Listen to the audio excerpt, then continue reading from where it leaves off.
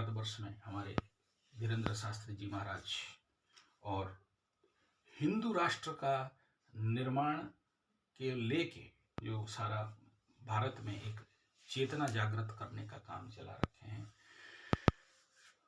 ग्रह गोचरीय स्थिति जब जब शनि मीन राशि में चलते हैं और गुरु बृहस्पति अतिचारी होते हैं तो ये इस प्रकार के, और अतिचारी ही नहीं, केवल मिथुन और कर्क और सिंह का बात कर रहा हूं। ये जो प्लेटफॉर्म बन रहा है, इस प्लेटफॉर्म में स्वाभाविक बात है, दिखाई दे रहा है एक महानतम परिवर्तन का, हिंदू राष्ट्र जनित परिवर्तन बड़े साफ सुथरे कंडीशन पे दिखाई दे रहे हैं, इसमें कोई भी दो राय नहीं है।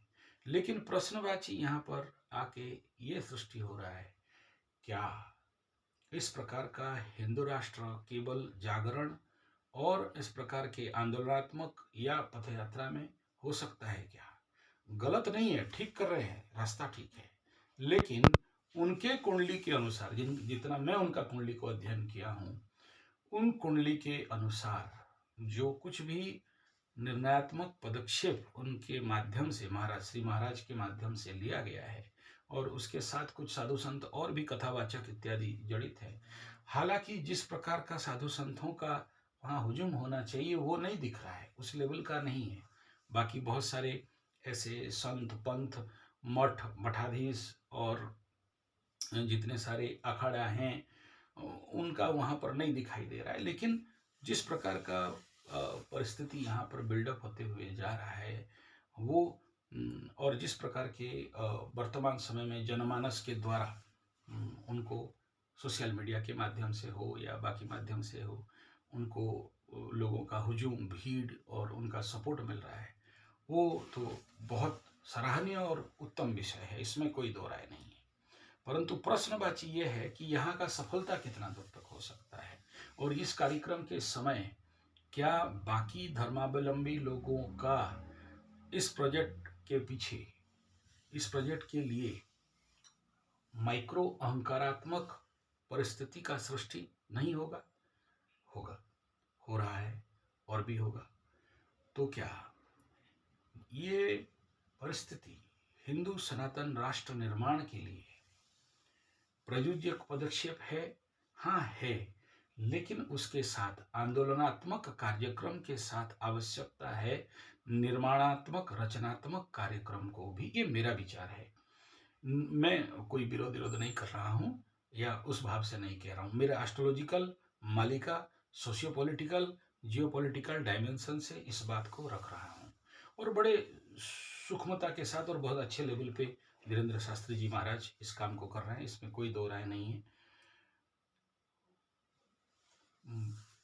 हिंदू राष्ट्र समाज के ऊपर जिस प्रकार का विगत 70-80 साल से और मुगल काल से जिस प्रकार का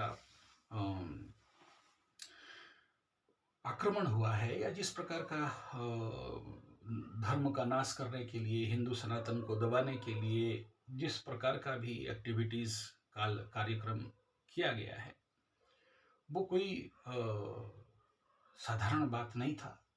ऐसे इतिहास में पढ़ने के लिए आता है जो भयंकर रूप में हिंदू सनातन लोगों को हत्या किया गया है, मारा गया है, काटा गया है, और उसका किसी भी प्रकार का इतिहासों को दबाया गया है, छुपाया गया है, गलत इतिहास पढ़ाया गया है। ये सब बड़े रूप में हिंदू सनातन के लिए अगर आप अध्ययन करेंगे तो आपको समझ में आएगा, पता चलेगा, इसमें कोई दो राय नहीं है।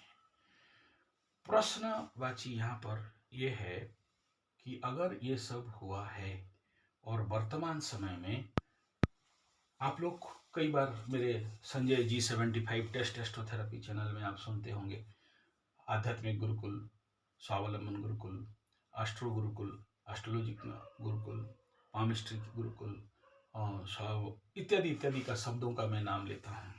और ये गुरुकुल का नाम क्यों लेता हूँ? बहुत सारे ऐसे लोग क्या गुरुकुल गुरुकुल बोलते हो गुरुजी? भारतीय हिंदू सनातन धर्म का अगर कोई भी मुख्य मेरुदंड है, था और आगे भी होगा, तो वो है केवल और केवल गुरुकुल। बिना गुरुकुल शिक्षा परंपरा पद्धति का, साधनात्मक शिक्षा परंपरा पद्धति का, कर्मयोगिक साधनात्मक शिक्षा परंपरा के बिना अगर हम कोई हिंदू राष्ट्र, सनातन राष्ट्र का सपना देखते हैं तो स्वाभाविक बात है ये अधूरा रहेगा या गलत रहेगा या ये टारगेट प्रोजेक्ट प्लानिंग फेल्योर हो जाएगा। ये मेरा विचार है। मैं धीरेन्द्र शास्त्री को कोई विरोध नहीं कर रहा हूँ, लेकिन हिंदू राष्ट्र के लिए जो सबसे ज़्यादा आवश्यक तत्व है वो है गुरुकुल शिक्षा परंपरा।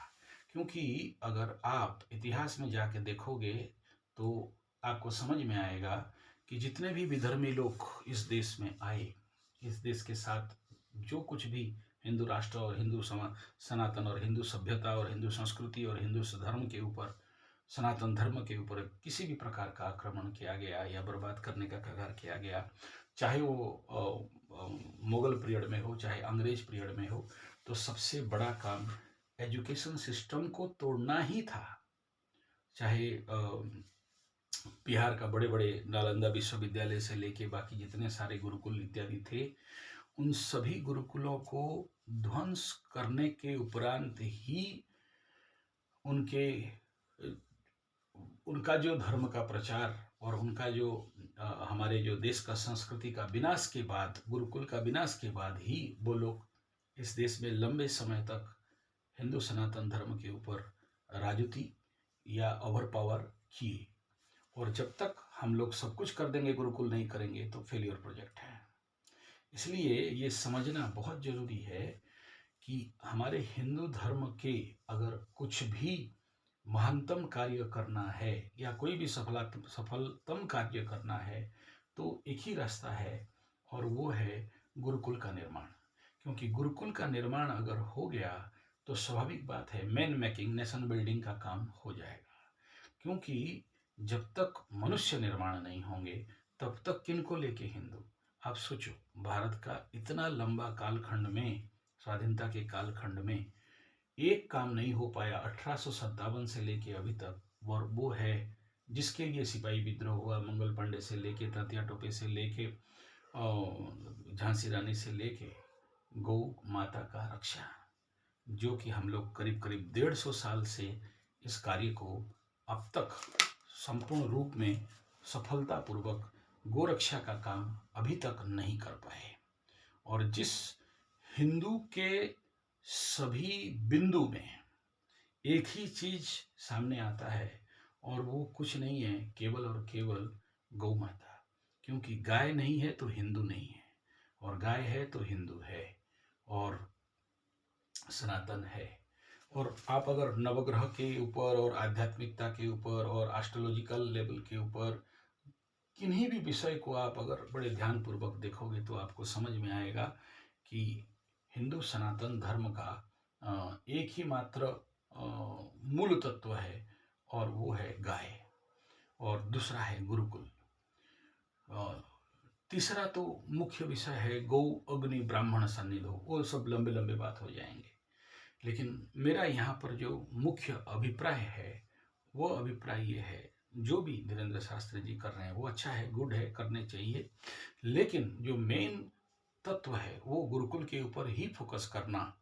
क्योंकि जब तक गुरुकुल नहीं खड़े होंगे, और ऐसा गुरुकुल नहीं जो आज के डेट में समाज में जो कुछ गुरुकुल दिखाई दे रहे हैं, ठीक है, वो समय स्थान काल पात्र के अनुसार उनको जिस पास जो जो व्यवस्था था वो किए, लेकिन वो कंप्लीट समस्या का समाधान नहीं है। क्योंकि इन प्रकार के जो बड़े बड़े होर्डिंग लगा के गुरुकुल बनाए गए हैं, वहाँ पर जो गुरुकुल का लक्ष्य है या हिंदू सनातन धर्म के लिए जो वर्तमान समय में आवश्यकता है उसका परिपूर्णता नहीं हो रहा है, और होगा ये भी नहीं दिख रहा है, और हो भी नहीं सकता। क्योंकि उस विचारधारा और मॉडल और आइडियोलॉजी के साथ उन गुरुकुलों को निर्माण नहीं किया गया है। क्योंकि गुरुकुल करना था तो कर दिया गया, और वहाँ पर पोंगा पंडित बनाना था और वेद प्रवचन पाठ पाठ इत्यादि सब कराना था, करा रहे हैं, अच्छा है, कोई प्रॉब्लम नहीं है। लेकिन अगर हम हिंदू सनातन राष्ट्र को निर्माण करना चाहते हैं तो पहले समझना पड़ेगा कि क्या करना है। सबसे पहला, जैसे मेरा विचार मैं आपके समक्ष रख रहा हूँ, हिंदू सनातन को रक्षा करने के लिए सबसे पहला, देखिए, रावण जैसे समस्या, देखो गुरुकुल का एक ही लक्ष्य है कि देश का समस्या का समाधान। रावण जैसे समस्या खड़ा हुआ, उसका समाधान करने के लिए उस समय वशिष्ठ गुरुकुल काम किया। कंस, जरासंध, दुर्योधन, दुशासन इत्यादि के लिए उस समय द्रोण गुरुकुल, परशुराम गुरुकुल, सांदीपनि गुरुकुल खड़ा हुए थे। ऐसे ही अगर हम लोग नंद साम्राज्य का समय को देखेंगे तो गुरु चाणक्य और चंद्रगुप्त जैसे गुरुकुल को खड़ा करना पड़ा। यानी अगर आप बहुत अच्छा से इस देश का समस्या का समाधान करना चाहते हैं तो सबसे बड़ा जो आवश्यक कार्य विषय है वो है भारत का वर्तमान समस्या जो इस समय देश में चल रहा है, वो उसका समाधान कैसे हो सके, उसके लिए शस्त्र शास्त्र धारकम भवतु भारतम वाला गुरुकुल चाहिए। यानी समस्याओं का समाधान करने वाला गुरुकुल।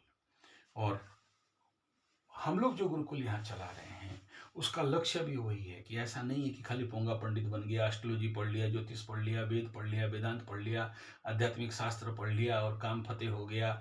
एग्जैक्टली नहीं है वो। हमारा गुरुकुल का मकसद कुछ भिन्न है। और वो जो मूल तत्व है कि केवल किसी का हिंसा करना, किसी जात धर्म विशेष को नीचे कर देना, ऐसा ऐसा एकदम नहीं है। बल्कि अपने आप को जब स्ट्रॉन्ग कर दोगे तो देखोगे कि देश का बड़े से बड़ा समस्या का समाधान ठीक हो जाएगा। हमारे युवा जो बेकार बेरोजगार हैं, अगर उनको भारतीयता के साथ, आध्यात्मिकता के साथ रोजगार हो जाए, नहीं तो वो क्या करेंगे बेचारे। शेयर सट्टा, लॉटरी, जुआ और मोबाइल खेल, गेम, एडिक्शन, दारू बीड़ी सिगरेट पान और जो नहीं खाना चाहिए वो सब विदेशी संस्कृति और संस्कार को अपनाने के सिवा उनके पास और कोई रास्ता नहीं रहेगा। और गुरुकुल हो जाए तो स्वाभाविक बात है इनको उनसे वो परहेज हो जाएंगे। इसलिए ये बहुत जरूरी है कि वर्तमान के जो नवयुवक हैं उन्हें इस बात का पता नहीं है, उनको ज्ञान देने वाला कोई नहीं है, उनको बताने वाला कोई नहीं है, उनको मार्गदर्शन देने वाला कोई नहीं है कि ब्रह्मचर्य का रक्षा कैसे करना है, अपने आप को शक्तिवान कैसे बनाना है, अपने आप को बुद्धिमान ज्ञानवान कैसे बनाना है और समाज और देश का कल्याण के लिए अपने शक्ति सामर्थ्य को कैसे विनियोग करना है।